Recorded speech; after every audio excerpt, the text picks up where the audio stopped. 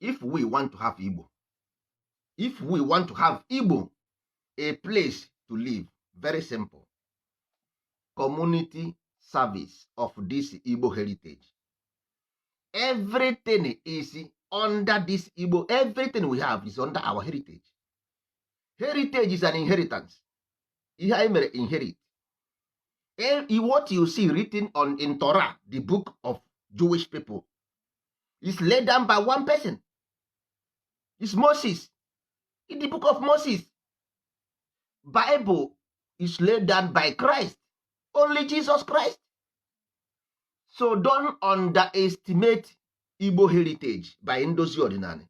Don't underestimate. Anyị nwere akwụkwọ nke anyị already written from the ancestors, from the knowledge of Ama Igwe, from heaven above. Ntọala Igbo is written, is already written. Complete 900 pages. Already written. And onye ka anyị ga-eso. We are going to follow it because ihe a gwara anyị mee ka anyị ga-eme. They told us to follow. Lekwa anya ka m gwa gị something. There is only aka nri na aka ekpe, which is success and progress.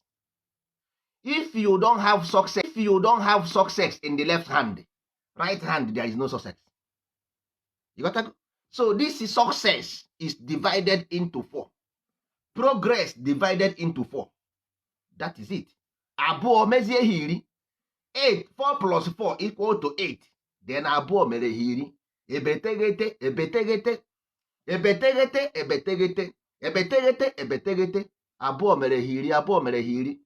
Area. That's all. Onye esoghị n'ụgbọ, onye amaghị ebe enyiri ozu agaghị abụ nwunye. Ọsọ gị wụrụ gọvanọ, ọsọ gị bụrụ milonia. Nwanne, the only book that will make you ascend is one.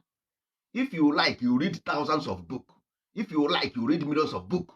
Only one book will take you to heaven. Only one. Not 2 books. Ntọala Igbo. The only book that will navigate you is Ntọala. Nothing more, nothing else.